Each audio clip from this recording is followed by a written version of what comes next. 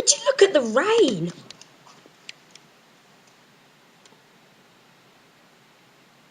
Okay, that failed because you can't really see it.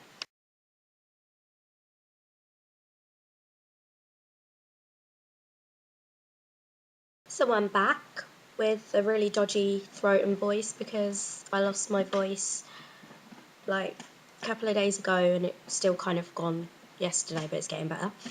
I want to apologise for my last video because I just broke down crying and I look really weird when I cry, so I'm sorry. This video is kind of linked to my last one because I mentioned I was sick of my body and everything, and this video is all about trying to get out of that like cycle of where you don't want to eat, you're constantly counting calories, weighing yourself, stuff like that. So I hope it helps. These are just my ideas, but if you have any more, just feel free to let me know.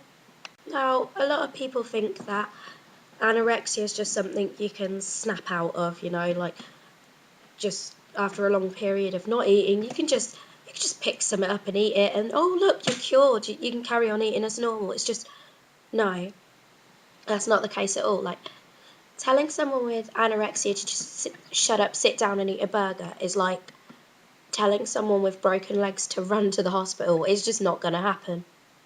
The truth is that anorexics are scared. They're scared of every little thing, and like what scares them a lot is numbers, like the number of pounds they've put on, the numbers on the scale, the number of people they're getting judged by, the number of meals they eat in a day, and especially this. No, not a Kit Kat, although that might scare them as well. The numbers. Those numbers especially scare... Wrong side, sorry. Those numbers especially scare anorexics because counting calories is like quite...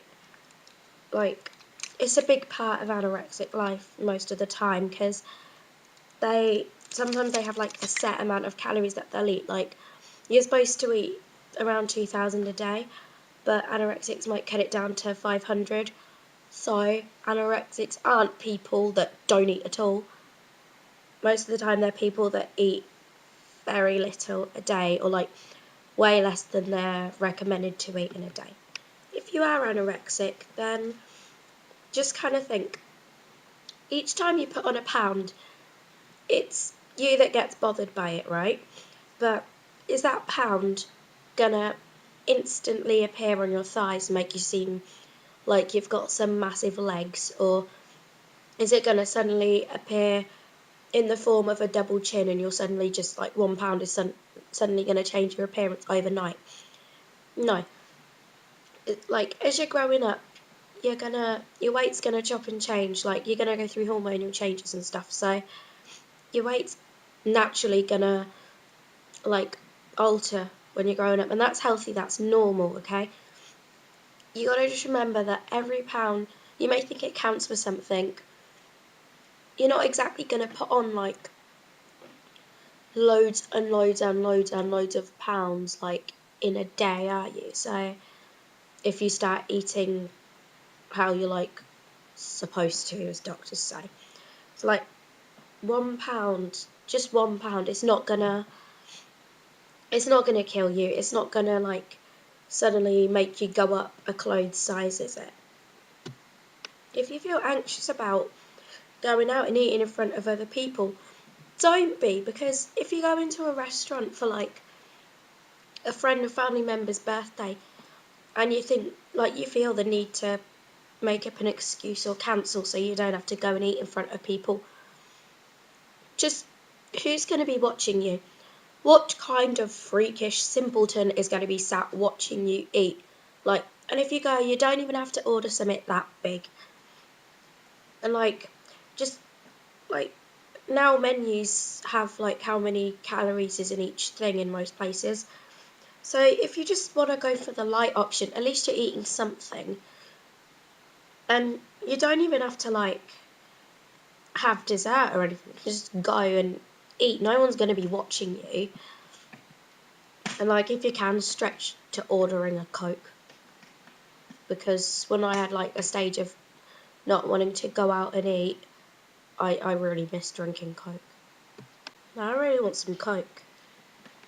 If you don't want to eat, like, you're having a day where you really, really, really can't bring yourself to eat, and, like, we all get those days, like, part of recovery is, like, maybe relapsing or slipping back, but it's fine, it's not like you failed, but if you do feel that you really can't bring yourself to eat, you must drink during the day. That's something my science teacher told me, was something, and not just water, you have to drink something like fruit juice. And I know it sounds really scary because it's got calories, it's got sugar in it, but in the long term it will help you. But I'm not saying like use drinking as a substitute for eating, but you have to make sure you don't get dehydrated because your body's already being denied food, like, so you got to kind of replace your nutrients with drinking something that's got sugar or calories in it. And like I said, like, one glass of like orange squash isn't gonna suddenly turn you into thunder thighs, okay? I know it's hard. I know you like I know you feel really paranoid about everything, but as I said before, no one's going to be watching you eat. In fact, they'll probably take more notice if you're not eating, because, like, if you're in a restaurant, everyone else is eating around you and you're not, you do get kind of weird looks. Maybe that's just where I live. Don't know. But yeah, and it's really hard, but I know you're all strong. You're all so strong, like, managing to, I don't know, speak out about your problems, or like accepting the fact that you have a problem is just a big step in itself. So the fact that you took the time to actually watch this video and maybe listen to some of the stuff I had to say, that shows that you're a strong person. And I know you can do it, okay?